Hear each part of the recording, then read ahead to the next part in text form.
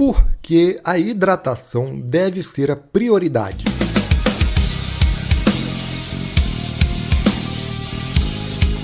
Fala galera, eu sou o Luca e você está ouvindo o Fala Baeta. E antes da pauta, vamos aos recados iniciais. Número 1, vai lá no iTunes ou no seu agregador de podcast favorito e coloca para seguir, faça seu comentário e avalie com 5 estrelas para ajudar na visualização por mais pessoas. Número 2, indique esse ou outro episódio para alguém que você acha que vai se interessar pelo tema para a gente trocar ideia e conscientizar mais gente. E número 3, eu vou deixar aqui a oportunidade para você que me ouve participar enviando dúvidas. E você pode enviar a sua pergunta para o e-mail profbaeta@gmail.com ou pelo Instagram @profbaeta. E eu quero aqui adiantar também, antes de eu começar essa nossa conversa, que hoje vocês podem acabar ouvindo alguns barulhos estranhos da natureza, porque eu não estou gravando no estúdio, eu estou gravando no meu quarto, então pode ser que apareça algum pássaro, algum barulho de macaco, ou o mesmo cachorro latindo, abstraiam, tá? Eu vou tentar tirar o máximo da edição, mas pode ser que algum barulho desse vaze, beleza? Então, vamos lá falar sobre hidratação. Vocês sabiam que carboidrato, proteína, lipídios e etc. não são a prioridade para quem pratica qualquer exercício físico? Pois é, quando a gente fala de uma escala hierárquica da importância de cada coisa, a prioridade, aquilo que vem antes de tudo, tem que ser a hidratação. E a gente pode incluir alguns minerais nessa história, porque quando a gente fala de atividade física, principalmente, a gente está sempre falando em balanço hidroeletrolítico. Então, hidro de hidratação, de água, e eletrolítico de eletrólito. Então, a gente pensa aí no sódio, no potássio, no cálcio e por aí vai. E é engraçado ter que falar sobre hidratação hoje em dia, porque hoje em dia quem mais precisa de cuidado com a hidratação é quem menos se preocupa com ela. E quem menos precisa desse cuidado é quem mais está se preocupando. E é muito louco isso. Porque a gente vê aí que a galera que faz exercício de longa duração, por exemplo, esse povo tem um risco muito maior de hipoidratação do que quem faz musculação, treino de força, calistenia. E adivinha quem é que vai treinar com galões de água? Quem é que leva aquele garrafão gigante de 2 litros para a academia? Pois é, né? E aí, em muitos casos, a gente nem precisa de fato beber água durante o treino. E a galera sai pensando bem assim, mas quanto mais água eu beber, melhor, porque eu não fico desidratado e as células musculares precisam de água. Tá, elas precisam de água, mas veja que se você tomar muito líquido e você não tiver uma boa ingestão de eletrólitos, isso vai resultar em hemodiluição. Seu sangue fica mais diluído. Então, isso pode jogar contra você, Pode prejudicar o seu desempenho físico. Então, você tem que tomar cuidado. E eu vou primeiro trazer alguns dados para a gente poder contextualizar a nossa conversa, para a gente poder começar esse papo todo. Vamos lá. A nossa principal fonte de água é a ingestão oral, Não é novidade nenhuma para ninguém. A gente consegue água principalmente bebendo essa água, E o principal mecanismo de perda é a excreção pela urina. Só que a gente também perde água pelos pulmões, pela transpiração, com suor e tudo mais, e pelas fezes. Isso aí tudo é o que a gente chama de perdas insensíveis de água, que em média, assim, variando entre algumas pessoas, vai dar ali em média 500 ml por dia, Algumas pessoas podem perder um pouco mais, um pouco menos, mas em média é esse valor. E essa perda insensível de água, ela pode aumentar significativamente quando a gente tem temperatura elevada, quando a gente está fazendo exercício intenso e também como consequência de diarreia ou febre, Então, nada disso aqui é novidade para ninguém. Só que um outro dado que é muito importante para a gente falar aqui é que cerca de 70% a 80% da energia gasta durante o exercício, ela vai ser, na verdade, em forma de calor. E a gente sabe que no universo, toda energia que é transformada, ela é totalmente conservada. Só que uma parcela desse total, ela é convertida numa forma de energia que não é útil ao sistema. Vamos lembrar aqui das aulas de química e tal. Energia não útil é aquela que não faz trabalho né? Ela não é capaz de realizar trabalho. E aqui no caso, essa energia não útil é o calor. Então, o calor é uma energia que não realiza trabalho. E ela também não pode ser convertida em outra forma de energia em nós animais. Então, a gente fala que é uma energia não útil, só que a liberação de calor nessas transformações energéticas é essencial para a vida. Então, por exemplo, quando a gente quebra a molécula de ATP, né, que é aquela nossa moedinha universal de energia, e quando a gente tira o fosfato de dentro dessa molécula e a energia é liberada, normalmente a galera pensa assim, liberou energia, é tudo para contração muscular. Né? Ou então pensa que essa energia vai ser usada na síntese proteica ou na síntese de glicogênio. Mas não. A nossa eficiência de conversão de energia de um substrato orgânico para fazer um ATP é de ali, em média, 25% a 30%. Então você pensa que só 30% disso aí é aproveitado como energia química e mecânica. O resto tudo é perdido na forma de calor. Então, só com esse dado você já tem que pensar numa coisa. Quanto mais longa for a atividade física e também quanto mais intensa for, mais calor vai ser gerado. Então, produzindo mais calor, a gente precisa eliminar boa parte disso, porque a gente precisa manter a nossa temperatura corporal numa faixa limitada. E a forma mais eficaz e que é fisiologicamente regulável é a sudorese, ou seja, basicamente é suar. Outra informação curiosa é que o corpo perde cerca de 0,58 calorias de calor, né, para cada mililitro de água que evapora pelo suor. Vamos pegar esse dado com cuidado, porque é daí que vem aquele mito de que para emagrecer você só precisa suar mais. Né? É um exemplo de uma comunicação científica que deu muito errado no passado e fez muita gente correr embrulhado num plástico filme por baixo de um casaco grosso, acreditando que por esquentar mais o corpo e suar mais, você iria emagrecer por estar perdendo essas calorias no suor. Só que isso aí é bobagem, tá? É bobagem. Essa prática aí de se empacotar todo com plástico filme é perigosa, tá? E é sem fundamento nenhum. Sabe por quê? Porque durante o exercício, nosso corpo esquenta, certo? E a temperatura corporal durante o exercício ela tem que ser mantida em uma faixa ideal através da nossa evaporação do suor na pele. E para que isso aconteça, a gente tem que usar roupas leves, né? Para a gente poder suar. Só que aí, o ser humano, que acredita ser o suprassumo da natureza, o detentor de todas as magias do universo e senhor onipotente, tá lá querendo emagrecer, descobre que a gente perde um pouquinho de caloria pelo suor, e aí pensa o quê? Eu vou enganar o meu corpo. E esquece, volta para a escola porque você perdeu umas aulinhas importantes de ciências, tá? Isso é uma das práticas mais idiotas que você pode fazer para emagrecer. Tudo porque esse plástico ele inibe a evaporação natural e, como consequência, o corpo pensa em eliminar mais água, gerando mais suor na esperança de conseguir reverter o aumento da temperatura. Só que aí você está todo empacotado, né? Você não vai conseguir evaporar esse suor, né? E aí você pode até estar se perguntando também, mas essa perda de água com o uso do plástico, ela promove alguma perda de peso? Claro que promove, né? Você pode simplesmente comprovar isso pegando uma balança doméstica qualquer. Você se pesar antes do treino e depois do treino, você vai ver que perdeu peso. Só que uma coisa que vocês têm que entender é que perder peso é diferente de emagrecer. Essa perda de peso por desidratação gerada pelo exercício intenso, pelo plástico filme ali, ela é extremamente danosa para o seu corpo. E eu vou explicar uma coisa assim um pouco mais para frente, tá? Além do mais, esse peso perdido pela desidratação, ele é rapidamente reposto pela ingestão de líquidos ao longo do dia. Então não, isso não funciona, tá? A gente perde um pouquinho de caloria pelo suor, só que isso é totalmente irrelevante para o objetivo de emagrecimento, tá? Você não emagrece fazendo isso, você perde um pouco de peso, mas você não emagrece.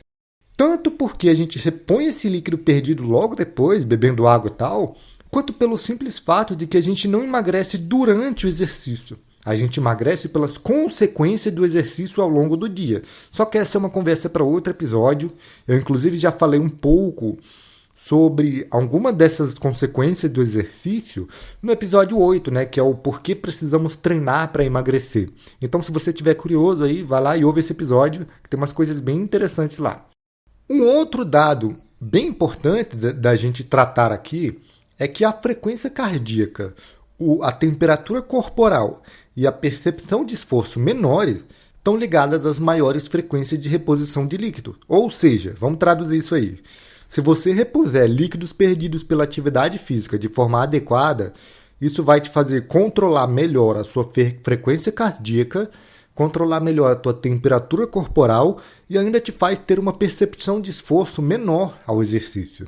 É por isso que a hidratação tinha que ser a principal preocupação de todo mundo, antes mesmo de ficar pensando em qual suplemento vai tomar, ou o que você tem que comer antes, ou o que você tem que comer depois do treino. Porque, velho, sem a hidratação adequada, ferra tudo. Sabe por quê? Porque as nossas células, elas se comportam como medidoras osmóticas efetivas. O que significa esse nome grande, esse termo científico aí? Significa que as nossas células, elas incham quando a água corporal aumenta e murcham quando a água corporal diminui. Então, a gente tem que ter um dado muito importante aqui em mente. Células hidratadas são células felizes, que levam a órgãos e tecidos funcionando bem, porque esses órgãos e tecidos são feitos de células, né? E quanto mais desidratado você tiver, mais o teu corpo vai ter certa dificuldade de funcionamento. Uma das coisas que fica afetada é a tua própria regulação da temperatura corporal, como a gente já veio começando a falar aqui. Um outro exemplo é o teu sangue.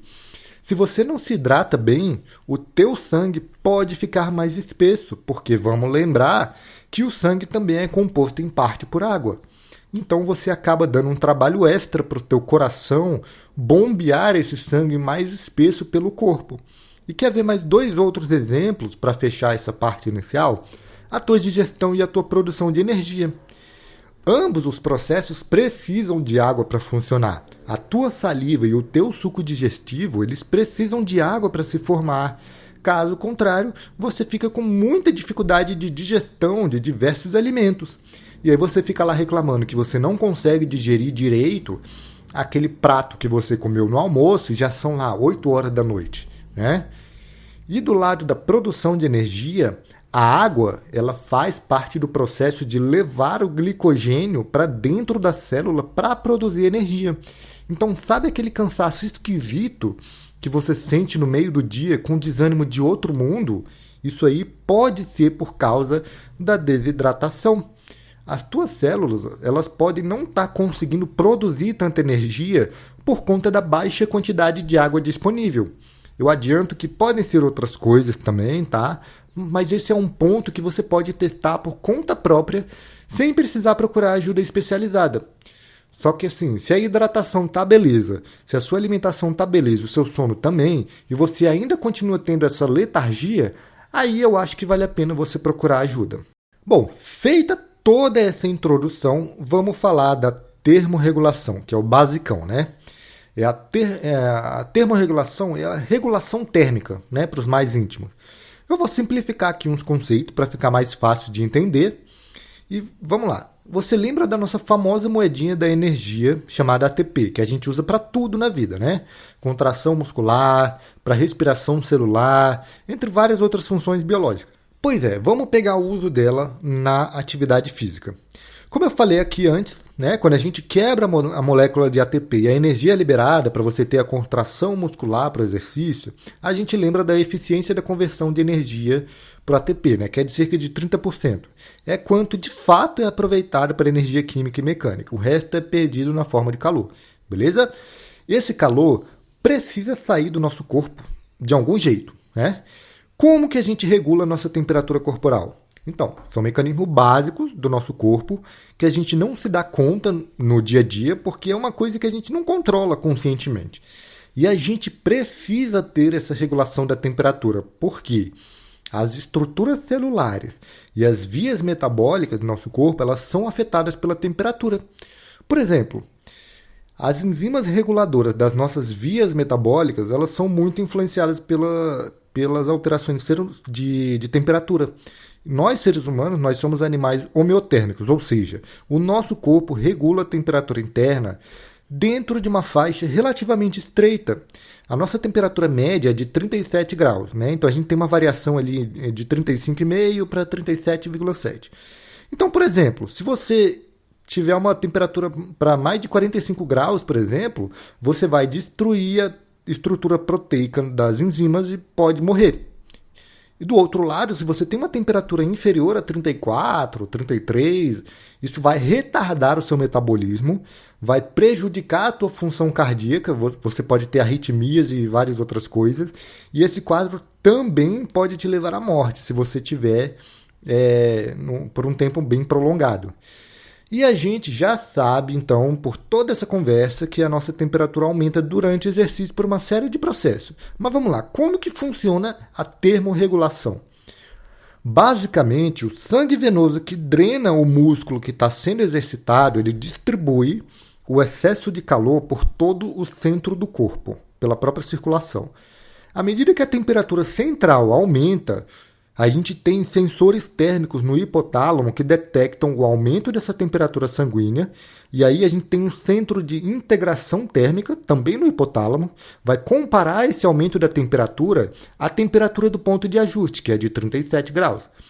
E então ele vai encontrar a diferença entre essas duas. Encontrou? Aí ele vai mandar uma resposta para o sistema nervoso para iniciar o quê? A sudorese, então para a gente começar a suar. E também para intensificar o fluxo sanguíneo para a pele. Toda essa cadeia de acontecimentos ela serve para aumentar a perda de calor corporal e minimizar o aumento da temperatura corporal. Então, essa é a explicação mais simples possível. E você sabia que, segundo algumas estimativas, a nossa pele ela tem entre 2 e 3 milhões de glândulas sudoríparas? E as concentrações mais altas delas estão na nossa testa, no couro cabeludo, nas nossas axilas, nas palmas das mãos e na sola do pé. Por que será que a gente percebe maior quantidade de suor nessas áreas, hein? E caminhando para o fim da nossa conversa aqui, o nosso corpo tem duas grandes prioridades. A primeira é manutenção da glicemia, que ela não pode flutuar tanto nem para cima nem para baixo. Então, quando a gente tem uma oscilação, a gente tem aquela necessidade de retornar aos níveis mais médios, né? O mais rápido possível. Então, por exemplo, quando a gente tem um caso de hipoglicemia que não é revertido em tempo hábil, o indivíduo pode morrer. E a nossa segunda necessidade básica é a manutenção da temperatura corporal, que ela funciona mais ou menos da mesma forma. A gente não pode ter um quadro de hipotermia nem de hipertermia por muito tempo, senão a gente pode ter consequências negativas também. E a hidratação a gente tem que entender que é um parâmetro básico na nutrição esportiva, básico de base mesmo, de fundamento. Só que a maior preocupação das pessoas tem sido o equipamento, com suplementos, e não dá tanta bola para hidratação. E tem atividade que nem tem tanto problema você não se hidratar muito bem, porque a perda de líquido é muito irrisória, muito irrelevante. Então, a preocupação ela fica mais significativa mesmo quando a gente tem uma atividade física prolongada, ambientes quentes e ambientes úmidos. Aí você pergunta, por que essa combinação de ambiente quente e úmido é ruim? Porque o clima estar muito quente e a umidade relativa do ar estar muito alta, ela dificulta o nosso resfriamento pelo suor. A gente fica com muito mais dificuldade de suar para regular nossa temperatura interna. E você quer um exemplo para ilustrar o quão perigoso é isso? Eu vou pegar um exemplo fora do esporte e outro dentro do esporte. Bom, fora do esporte a gente tem aqueles eventos de onda de calor que a gente passou pelo mundo inteiro aí, em alguns períodos deste ano que passou, mas em vários outros anos também a gente tem várias ondas de calor que são preocupantes. Um exemplo aqui que eu trago é em 2015. 2015 teve uma onda de calor em várias regiões da Índia que matou mais de 2.500 pessoas por causa do calor, tá? E tudo bem que a gente está falando de temperaturas extremas, né? Que não é o normal em vários países, pelo menos por enquanto, né? Porque o aquecimento global ainda vai ferrar com muitos países, só que isso aí é papo para outro episódio. Mas voltando, lá na Índia, em 2015, com essa onda de calor, chegamos aí a ter temperatura média de em torno de 50 graus. E como lá também é muito úmido, pronto, criar as condições perfeitas para as pessoas passarem mal, para terem alucinações, lotarem leito de hospitais, morrerem nas ruas e nas filas dos hospitais. E como que morre nesse tipo de calor? A pessoa fica lá fritando no sol, tendo queimaduras no corpo todo? Não. Consegue ser pior. É mais desesperador. No ambiente muito úmido, você não consegue suar direito, porque o ar já tá tão úmido que o gradiente de concentração vai te desfavorecer. Ou seja, você não consegue jogar o seu líquido para fora, você não consegue se resfriar direito. Então, basicamente, você cozinha igual a batata, porque você não consegue jogar o seu líquido para fora. Essas pessoas na Índia morreram cozidas, como se tivessem entrado numa panela gigante que está cozendo batata. É muito desesperador. Você consegue imaginar cozinhar no teu próprio corpo? É muito foda. E no esporte, tá? Para exemplificar, a gente teve aqui no Brasil a última Copa do Mundo em 2014. Alguns jogos tiveram parada técnica no meio do tempo por causa do calor intenso e da umidade. Então, além de você ter aquela pausa que já tem entre os dois tempos, tiveram outras pausas no meio desses dois tempos para os atletas se hidratarem. Manaus foi uma das cidades que aconteceu isso. E vários jogadores estrangeiros criticaram esse calor que fez. Por exemplo, teve um jogador da Itália que no jogo contra a Inglaterra falou que o calor estava tão forte e estava tão úmido que chegou a fazer ele ter alucinações. Então foi um desafio jogar futebol naquelas condições. Ou seja, calor e umidade são dois parâmetros que juntos jogam contra você quando a gente fala de se exercitar nesses ambientes. E repescando um pouquinho o dado que eu dei anteriormente aqui sobre perder peso pelo suor, o nosso desempenho atlético ele pode ser comprometido pela perda de água do suor. De fato mesmo, a desidratação que resulta numa perda de 1 a 2% do seu peso corporal é suficiente para comprometer o desempenho no exercício. E uma desidratação de mais de 3% do seu peso corporal compromete ainda mais, tendo o risco de lesões teciduais por calor. E sabe quanto que é 3% do peso corporal? Só para dar um exemplo. Eu, por exemplo, que eu peso 78 quilos. Se eu fizer uma atividade física vigorosa, intensa, no calor, suando pra caramba, e aí ao final do exercício eu me pesar e eu estiver pesando cerca de 75,5, isso já é preocupante. É 3% do meu peso corporal. É por isso que a prevenção da desidratação é importante, para maximizar o seu desempenho atlético e prevenir as lesões por calor. Então, para fechar o episódio, vamos falar aqui de estratégias para evitar essa desidratação. Então, começando por recorrer à prática de avaliar os níveis de hidratação através da sua própria urina. Por exemplo, quando você está bem hidratado e você vai lá no banheiro para mijar, você tem que ver. Se você estiver hidratado, a tua urina vai ser transparente ou vai ter aquela cor que é um amarelo bem clarinho, quase transparente. Só que se você estiver desidratado, a tua urina vai ser de um amarelo mais escuro. Tá? Um outro ponto é você estar hidratado já antes de começar o treino. Para isso, você pode brincar aí com essa média de beber de 400 ml a 800 ml de água ao longo das 3 horas antes do exercício. Então, você não vai, por exemplo, beber 800 ml de água, tu não vai beber isso numa lapada só. Tu distribui isso ao longo das 3 horas anteriores ao exercício. Então, durante a primeira hora, tu toma ali 200. Durante a segunda, tu toma aí mais 300. E durante a última terceira hora, tu toma mais 300. Então, se fechou ali, né? Outra coisa é, sempre que possível, se o treino permitir, né, se a atividade permitir, inclusive em competições também, você pode consumir de 150 a 300 ml de líquido a cada 15, 20 minutos durante o exercício. Outra coisa é, depois do exercício, para você garantir a sua reidratação adequada, você tem que ter um dado, você tem que monitorar a sua perda de líquido durante o exercício. Como que você faz isso? Antes de treinar, você se pesa e logo depois de treinar, acabou de terminar a sessão, pesa de novo. Aí você vai ter a diferença aí de quanto você pode ter perdido de suor. Então, com esse dado, vamos dizer que você perdeu 1 quilo, né? você vai precisar consumir líquidos que sejam equivalentes a cerca de 150% da perda de peso. Então, se você perdeu aí 1 kg de peso durante um treino pesado, você tem que consumir 1,5 litro de água para você ter uma reidratação completa. Então, essas são as orientações mais básicas para você deixar o seu corpo funcionando de boa para treinar e para viver. Eu espero que a partir de agora você dê a devida atenção para a tua hidratação ao longo do dia. Também antes e durante o treino, porque a tua saúde é sensível a isso. Então, vamos lá. Vamos monitorar a urina para ver se ela está clarinha. Vamos ver de beber de 400 a 800 ml de líquido ao longo das 3 horas anteriores do exercício. Beber aí de 150 a 300 ml de líquido a cada 15 e 20 minutos durante o exercício. E depois, para você ter uma reidratação boa, você consumir 1,5 vezes o peso que você perdeu durante esse treino. Então, é isso. Isso aí é o básico. Esse é um dos motivos de muitos nutricionistas, por exemplo, recomendarem uma quantidade de água pura no planejamento da dieta, a despeito de já ter água como componente de vários outros alimentos. Justamente porque, no geral, a gente tem aí, muitas pessoas não estão comendo muitos alimentos com água.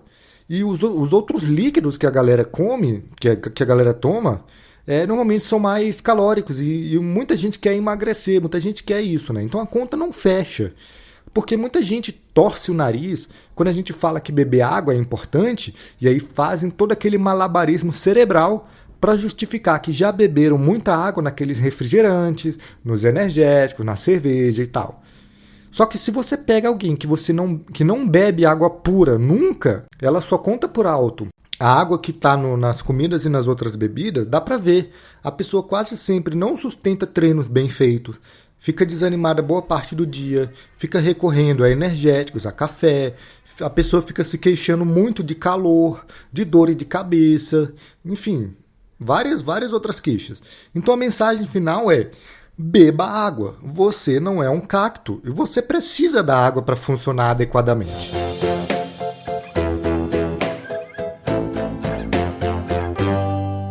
E você já sabe, se você quiser um plano alimentar personalizado para você sem firula e sem complicação, ou um plano de treinamento personalizado, mande mensagem no Instagram @profbaeta ou entre no site www.lucabaeta.com.br. Obrigado pela audiência e se você gostou, compartilhe esse episódio nas suas redes sociais. Isso vai me ajudar bastante, valeu?